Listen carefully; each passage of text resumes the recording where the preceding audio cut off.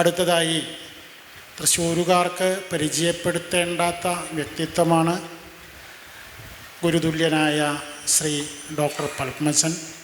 അദ്ദേഹം പറമേക്കാവിലമ്മയുടെ ദാസനും നിത്യഭക്തനുമായ ഭാഗവത പുരാണ പ്രഭാഷണങ്ങളിൽ സജീവമായുള്ള ഒരു ആയുർവേദ ഡോക്ടർ കൂടിയാണ്. അദ്ദേഹത്തോട് നമുക്ക് ചോദിക്കാം, ഭാഗവതവുമായി പുരാണേതിഹാസങ്ങളുമായി എത്തരത്തിൽ കാര്യകർത്താക്കൾ, സത്സംഗങ്ങൾ നടത്തുന്ന ആളുകൾ, സത്സംഗങ്ങൾ സംഘടിപ്പിക്കുന്ന ആളുകൾ എത്തരത്തിലാണ് ക്ഷേത്രങ്ങളിൽ സത്സംഗങ്ങൾ സംഘടിപ്പിക്കേണ്ടത്? ഭാഗവതവുമായി അല്ലെങ്കിൽ പുരാണ ഇതിഹാസങ്ങളുമായി ക്ഷേത്ര കാര്യകർത്താക്കൾ എത്ര കണ്ട് അതിലേക്ക് ഇടപെടണം എന്ന വിഷയത്തെ ആസ്പദമാക്കി അദ്ദേഹം നമ്മളോട് സംസാരിക്കും. ശ്രീ ഗുരുവേ നമഃ. ആരാധിപ്പോർക്കഭീഷ്ടങ്ങളരുളും പരദേവതേ, ശ്രീരാജിതപദേ കുപ്പാം ശ്രീ പാറമേക്കാവിലമ്മേ, ശ്രീ പാറമേക്കാവിലമ്മേ തൊഴാം, കൈ തൊഴാം. എല്ലാവർക്കും വിനീത നമസ്കാരം. ഈ സദസ്സിലേക്ക് എന്നെ വിളിച്ചപ്പോൾ വളരെ സന്തോഷമുണ്ട്. കാരണം ഞാൻ ശ്രീരാമകൃഷ്ണ ഗുരുകുല വിദ്യാമന്ദിർ പൊറനാട്ടുകര അവിടുത്തെ അന്തേവാസിയായിരുന്നു. എല്ലാ ഡിസംബർ മാസത്തിലും അവിടെ ഒരു അന്തർയോഗം നടക്കാറുണ്ട്. ഞാൻ പഠിക്കുന്ന സമയത്ത് റിട്രീറ്റ് എന്നൊക്കെ പറയും. രംഗനാഥാനന്ദ സ്വാമി, അന്നത്തെ നിസ്വാനന്ദ സ്വാമികൾ, സിദ്ധിനാഥാനന്ദ സ്വാമികൾ, ചക്രാനന്ദ സ്വാമി, ബിഡാൻ സ്വാമി തുടങ്ങിയ എൻ്റെ ഗുരുവര്യന്മാരെല്ലാവരുമുണ്ട്. അതിൽ മഹാനായ ഞാനൊക്കെ ഇന്ന് പ്രഭാഷണം നടത്തുമ്പോൾ ഒരു റോള് അല്ലെങ്കിൽ മോഡലൊക്കെ ആയിട്ട് കാണുന്ന വൈദ്യലിംഗ ശർമ്മ മാഷുണ്ട്. ആരുടെ പ്രഭാഷണം നമ്മൾ മിസ്സായാലും മാസ്റ്റർ പ്രഭാഷണം നമ്മൾ മിക്സാവില്ല. അത് ആ സമയത്ത് എങ്ങനെയായാലും, കാരണം അത് ഈ ഡിസംബർ അവധിക്കാണ്. അപ്പോൾ ഞങ്ങൾക്ക് അന്ന് സ്കൂളും ഇല്ല. അപ്പോൾ എന്നും ഫുൾ ടൈം നമ്മൾ കുട്ടികളായിരിക്കുമ്പോൾ തന്നെ ഈ ഇതിനോടൊരു വാസന ഉണ്ടായിരുന്ന കാരണം അദ്ദേഹത്തിൻ്റെ പ്രഭാഷണം എപ്പോഴാണോ അത് കഴിയുന്നവരെ പിൻ ഡ്രോപ്പ് സൈലൻ്റ് ആയിരിക്കും. രസികൻ എന്നൊക്കെ പറഞ്ഞു കഴിഞ്ഞാൽ ഇന്നും കഠോപനിഷത്തിലെ നചികേതസിൻ്റെ കഥകൾ, അതുപോലെ കൃകൻ്റെ കഥകൾ, അതുപോലെ കർമ്മഫലങ്ങൾ. ശർമ്മമാഷ പറയുമ്പോൾ എനിക്കൊരു പ്രത്യേകം ഒരു വരി പറഞ്ഞിട്ട് ഇതിലേക്ക് കിടക്കാം. മാഷ് പറയാറുണ്ട്, സഞ്ചിത കർമ്മം നമ്മുടെ ഇതിലെ ആത്മാവിലുള്ള സ്പിരിച്വൽ ബാങ്ക് ബാലൻസ് അതെങ്ങനെയാണെന്ന് വെച്ച് കഴിഞ്ഞാൽ നമ്മുടെ കർമ്മം ചെയ്യുന്നത് പെൻസിൽ കൊണ്ട് എഴുതണം അത്രേ. പെൻസിൽ കൊണ്ട് എഴുതുന്ന മാതിരിയാവണം നമ്മുടെ കർമ്മങ്ങൾ എന്ന് പറയും. ഒരു ഓർമ്മയാണ് ആ ആരാധ്യനായ ഗുരുവിൻ്റെ ആ പ്രഭാഷണങ്ങൾ. പെൻസിൽ കൊണ്ട് നമ്മൾ കർമ്മം ചെയ്യുന്ന പോലെ പേപ്പറിൽ പെൻസിൽ കൊണ്ട് എഴുതിയാൽ എന്തായി? ഒരു ഇറൈസർ അല്ലെങ്കിൽ റബ്ബർ ഉണ്ടെങ്കിൽ അത് മായ്ച്ചു കളയാം. ഭക്തിയാണ് ആ റബ്ബർ ഭക്തിയാണ്. അപ്പോൾ നമ്മൾ രണ്ടും കമ്പയർ ചെയ്യണം. ഏതൊക്കെ പുണ്യകർമ്മം നാം എഴുതി, ഏതൊക്കെ പാപകർമ്മം നമ്മൾ എഴുതി. അപ്പോൾ നമുക്ക് ഭക്തിക്രീതോ ജനാർദ്ദന എന്നല്ലേ ഗീതയിൽ പറയണേ. ആ ഭക്തി എന്ന റബ്ബർ നമ്മുടെ കയ്യിലുണ്ടെങ്കിൽ ആ പാപകർമ്മങ്ങൾ നമുക്ക് മായ്ക്കാൻ സാധിക്കും. ഇനി എഴുതുമ്പോൾ ആ കർമ്മം ഒന്ന് കുറയ്ക്കാൻ ശ്രമിക്കുക. അടുത്ത ദിവസം വൈദ്യലിംഗ ശർമ്മ മാഷ് പറയുന്ന എന്നെ ഏറ്റവും കൂടുതൽ ആകർഷിച്ചിട്ടുള്ള ഒരു ഭാഗമാണത്. അത് എത്ര പറഞ്ഞാലും മതിയാവില്ല. അതുകൊണ്ടാണ് ആ പാദങ്ങളിൽ നമിച്ചുകൊണ്ട് പറയുകയാണ്. അനേകം ക്ഷേത്രങ്ങളിൽ പ്രഭാഷണം നടത്താറുണ്ട്. ഭാഗവത സമയത്ത് പറയാറുണ്ട്. അതുപോലെ തന്നെ രാമായണം, ഇപ്പോൾ രാമായണം വളരെ ഗംഭീരമായിട്ട് നടക്കുകയാണ്. കർക്കിടക മാസത്തിൽ മാത്രമായിട്ട് രാമനെ നമ്മൾ തളച്ചു കഴിഞ്ഞു. മറ്റ് ദിവസങ്ങളിലൊന്നും രാമൻ വേണ്ട എന്നൊരവസ്ഥയിലേക്ക് നമ്മളൊരു സീസണിൽ കൊണ്ടെത്തിച്ചു. എന്നിരുന്നാലും കർക്കിടക മാസത്തിലെങ്കിലും രാമനെ ഒന്ന് ഭജിക്കട്ടെ എന്നേ വിചാരിച്ചിട്ടുള്ളൂ. അല്ലാണ്ട് രാമായണ മാസം അങ്ങനെ ഒന്ന് കർക്കിടകത്തിനില്ല, പേരൊന്നുമില്ല. നമ്മളങ്ങോട്ട് സ്വയം കൊടുത്തതാണ്. എന്നാലും ഈ കലിയുഗത്തിലെ എന്താണ് വേദവ്യാസ മഹർഷിക്കുള്ള വിഷമം എന്തായിരുന്നു? എങ്ങനെയാണ് കലിസാഗരം, ഈ സാഗരം എങ്ങനെയാ തരണം ചെയ്യുക എന്നുള്ള നാരദർ വന്ന് ചോദിക്കില്ലേ, എന്താ വിഷാദം എന്ന് ചോദിക്കുമ്പോൾ പറയുന്നത്, എനിക്കൊരു വിഷാദവും ഇല്ല, വിഷാദം മുഴുവൻ നമ്മളെ ഓർത്താണ്, കലിയുഗത്തിലെ ജനങ്ങളെ ഓർത്താണ്. അങ്ങനെയാണ് ഭാഗവതത്തിൻ്റെ ഉൽപ്പത്തി വരുന്നത്. ഭാഗവതം എഴുതാനായിട്ട് ആവശ്യപ്പെടുകയാണ്. ഭാഗവതം ഭഗവാന്റെ ലീലകൾ എഴുതുകയാണ്. പത്മപുരാണത്തിലൊക്കെ പറഞ്ഞു വെക്കേണ്ട ഇതം എന്താ പറയുക, ശ്രീമദ് ഭാഗവതാഖ്യോയം പ്രത്യക്ഷ കൃഷ്ണയേവഹി എന്നൊക്കെ പറയുന്നുണ്ട്. ഗൃഹേ ഗൃഹേ ഭാഗവതം എന്ന് വേണമെന്നൊക്കെയാണ് പറയാം. ഇന്ന് ഗൃഹങ്ങളിലൊക്കെ ഭാഗവതം വായിച്ചു കൊണ്ടിരിക്കുന്നു.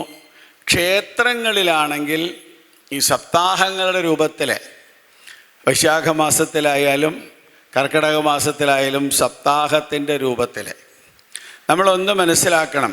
പ്രാർത്ഥന ധ്യാന ശ്ലോകത്തിൽ തന്നെ എന്താ പറയുന്നത്? ജന്മാദ്യസ്യ, ഒരു ജന്മാന്തര പുണ്യമാണ് ഭാഗവതം കൈകാര്യം ചെയ്യുക എന്നുള്ളത്. താപത്രയോന്മൂലനം എന്നൊക്കെയാ നമ്മുടെ ഇതിൽ പറയണ, നമ്മുടെ എന്താ പറയുക, പ്രാർത്ഥനാഗീതങ്ങൾ, ധ്യാന ശ്ലോകങ്ങൾ നമ്മൾ പറയണത്. അങ്ങനെയുള്ള ഈ ഭാഗവതം ഭഗവാൻ ശ്രീകൃഷ്ണൻ തന്നെയാണ്. ക്ഷേത്രങ്ങളിൽ നടത്തുമ്പോൾ നമ്മൾ ഇന്ന് എന്താ കാണുന്നത്? ഇന്നിപ്പോൾ ഭരണം ഒരുവിധം ചെറുപ്പക്കാരുടെ കയ്യിലാണ്. ക്ഷേത്രഭരണങ്ങൾ മുഴുവൻ ഇന്ന്, പണ്ടൊക്കെയാണെന്നുണ്ടെങ്കിൽ ഒരുപാട് പ്രായമായവരാണ് ഇതിലേക്ക് വരിക. ഇന്നിപ്പോൾ ചെറുപ്പക്കാരാണ് തള്ളിക്കയറുന്നത്. അപ്പം നമ്മൾ എന്ത് വേണമെന്നറിയോ? ഞാൻ കണ്ടെടുത്ത ഓരോ ക്ഷേത്രങ്ങളിലും ഞാൻ ചെല്ലുമ്പോൾ മനസ്സിലാക്കുന്നത്, ഗംഭീരമായുള്ള അറേഞ്ച്മെൻറ്റൊക്കെ അവർ ചെയ്തിട്ടുണ്ടാവും. പക്ഷേ ഭാഗവതം എന്താണ്, ഭാഗവതത്തിൽ ഒരു ശ്ലോകം എന്താണ്, സാരം എന്താണെന്ന് ശരിക്ക് ഗൃഹസ്ഥമാക്കിയിട്ടില്ല. അതിനെ പ്രോത്സാഹിപ്പിക്കണം എന്ന് നല്ലൊരു മനസ്സുണ്ട്. അതന്നെ വലിയ കാര്യമാണ്. നമ്മൾക്ക് ചെവി കൊണ്ട് കേട്ടാൽ മതി, അല്ലെങ്കിൽ വാക്കുകൊണ്ട് ചൊല്ലിയാൽ മതി, കർമ്മം കൊണ്ട് ഇതൊക്കെ നമ്മുടെ ഇതിൽ നമ്മൾ ഭാരതീയ സംസ്കാരത്തിൽ പറയുന്നുണ്ട്. ആ ക്ഷേത്രകർത്താക്കൾ ചെയ്യുന്നതൊക്കെ വളരെ കേമമാണ്, ഒന്നും തെറ്റില്ല. പക്ഷെ ഭാഗവത സാരം കൂടി മനസ്സിലാക്കി കഴിഞ്ഞാൽ എല്ലാ ക്ഷേത്രങ്ങളിലും ഈ ഭാഗവതം മാത്രമേ ഉണ്ടാവുള്ളൂ. അപ്പം എന്ത് വേണം? ഞാൻ പറയുകയെങ്കിൽ ധ്രുവചരിതം ആദ്യം പഠിക്കുക. ക്ഷേത്രകർത്താക്കൾ ആദ്യം ധ്രുവനെ പഠിക്കുക. 5 വയസ്സായ ധ്രുവന് യാതൊന്നും അറിയില്ല. പക്ഷെ തപസ് ചെയ്യണമെന്നൊരു എന്താ പറയുക, ദൃഢമായ ഒരു ആഗ്രഹം ധ്രുവനുണ്ടായിരുന്നു. ഭഗവാൻ പറഞ്ഞയക്കും നാരദരോട്, ആ കുട്ടിയെ പറഞ്ഞയക്കൂ, ആ കുട്ടി കാട്ടിലേക്ക് പോകണു, എന്തിനാ വെറുതെ കാട്ടിലേക്ക് പോണേ, ആരെ തപസ് ചെയ്യാൻ പോണേ എന്ന് ചോദിക്കുമ്പോഴും ധ്രുവൻ ആ പേര് അർത്ഥവത്തായിട്ട് സ്ട്രോങ് ആയിട്ട് നിൽക്കുകയാണ്. തപസ് ചെയ്യാൻ ധ്രുവൻ പോവാണ്. നാരദര് എന്താ ചെയ്യുന്നത്? എന്താണ് തപസ്, ആരെയാണ്, എന്താണ് ആ രൂപം, പ്രസന്നവദനം, ആ ശ്ലോകങ്ങൾ ചൊല്ലി ഭഗവാന്റെ രൂപം വർണ്ണിച്ചു കൊടുക്കുകയാണ്. അത്രേ ധ്രുവൻ അറിയൂ. നിഷ്കളങ്കനായ ആ ധ്രുവൻ എങ്ങനെയാണ് ധ്രുവനക്ഷത്രമായി വളർന്നത്? മാത്രമല്ല ജന്മം നൽകിയ മാതാവിന് പോലും ആദ്യത്തെ സ്ഥാനം സ്വർഗത്തിലേക്ക് ധ്രുവൻ്റെ മാതാവിനായിരുന്നു, സുനീതിക്കായിരുന്നു എന്നതൊക്കെ നമുക്കറിയാവുന്ന ഭാഗവത കഥയാണ്. അത്തരത്തിൽ ക്ഷേത്രകർത്താക്കൾ മാറണം.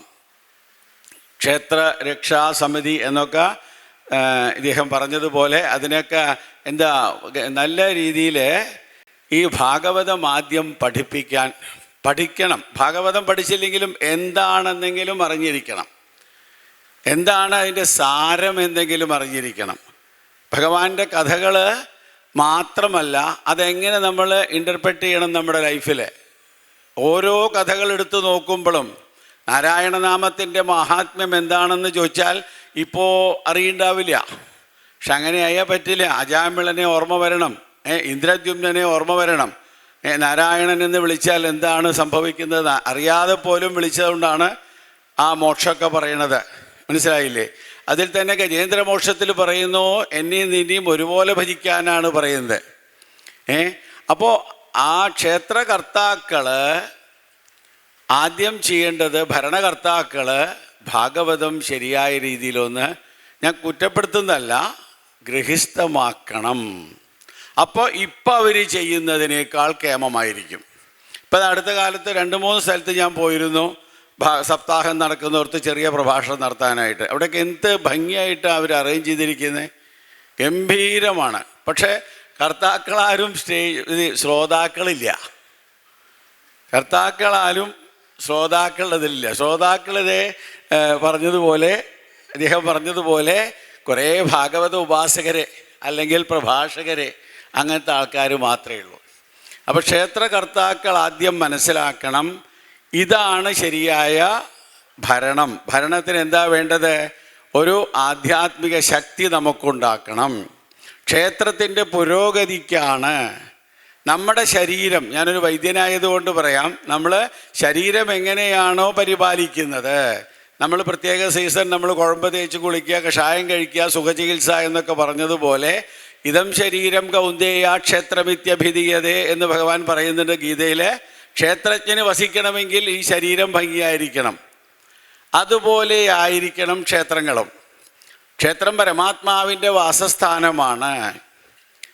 അപ്പം നമുക്കൊരു ചോദ്യം വരുന്നു, മണ്ണിലും വെണ്ണിലും തൂണിലും തുരുമ്പിലും ഒക്കെ ഉള്ള ആൾ എന്തിനാ അവിടെ മാത്രം ഇരിക്കണേന്ന് പലരും ചോദിക്കുന്ന കാര്യമാണ്. നിങ്ങളെന്തിനാ ക്ഷേത്രം പ്രഭാഷണത്തിന് പോയി കഴിഞ്ഞാൽ പല ചോദ്യങ്ങളും വരും. അപ്പം അതിലൊരു ചോദ്യമാണ്, വിശേഷേണ പ്രകാശിക്കുന്ന ഒരു സ്ഥലം. ഇപ്പം നമ്മളെങ്ങനെയാണ് നമ്മുടെ വീട് ഏറ്റവും വിശേഷേണം നമ്മൾ കൊണ്ടു നടക്കുകയാണ്. അതിനെ തന്ത്ര കർമാദികളെ കൊണ്ട്, പൂജാദികളെ കൊണ്ട് ശക്തി കൊടുത്തിട്ട് വിശേഷേണ, അവിരാസി എന്നാണ് പറയുന്നത്, ജനിച്ചു എന്നല്ല പറയണത്. അപ്പോൾ എന്താണ്, അവിടെ കൂടുതൽ പ്രകാശിക്കുന്നു എന്നർത്ഥം. അതാണ് ക്ഷേത്രങ്ങൾ. ആ പ്രകാശം കൂട്ടാനായിട്ട് ഇത്തരത്തിലുള്ള ഭാഗവത സപ്താഹങ്ങൾ നടത്താൻ എല്ലാ ക്ഷേത്ര കമ്മിറ്റിക്കാരും മുന്നോട്ട് വരണം. ആദ്യം അത് പഠിക്കണം. ആചാര്യൻ്റെയോ ഭക്തജനങ്ങളുടെയോ മാത്രം കർമ്മമായിട്ട് അതിനെ കാണാൻ പാടില്ല. അതാണ് എനിക്ക് ചെറുതായിട്ടൊന്ന് പറയാനുള്ളത്. നന്ദി.